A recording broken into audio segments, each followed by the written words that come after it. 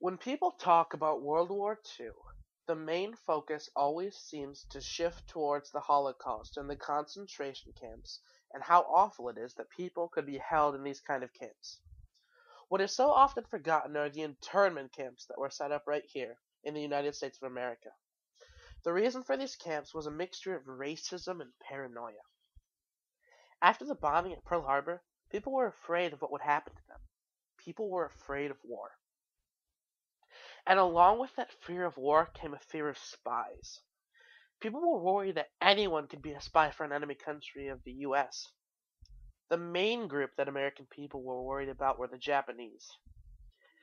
They worried so much, in fact, that the government relocated and imprisoned around 120,000 Japanese American citizens. The relocation began after Franklin Delano Roosevelt signed Executive Order 9066. He also set up the War Relocation Authority to set up these camps.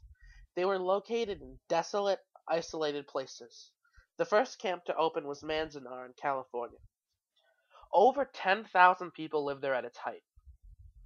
These camps were supposed to be self-sufficient. They had their own farms, stores, schools, barbershops, etc. Though the people in these camps did not live an easy life, their food was rationed like the military. Their budget was 45 cents a day per person. They had to wait in line for anything they required, whether it be meals, the latrines, or medical care. The people in Manzanar had a major lack of privacy, going so far as to have a communal latrine with no walls, stalls, or partitions. These camps were surrounded with barbed wire and had watchtowers with armed guards watching all of the prisoners. You can imagine what kind of emotions and thoughts this type of treatment brought up in the prisoners, most of whom had been American citizens from birth, none of them ever having been a spy. Their feelings are evident in this quote from Martha Daly, a woman who was in one of the 10 internment camps. Imagine that one day you received a notice that you and your whole family must be ready to move within 48 hours.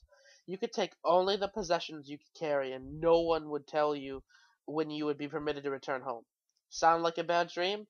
This happened to over 100,000 United States citizens and legal residents during World War II. I hope that this has shown you how similar these camps were to the concentration camps set up by the Nazis. And though they were in death camps, it still goes to show how eerily similar it is to locking up people in a camp just for being part of a specific racial, ethnic, or religious group.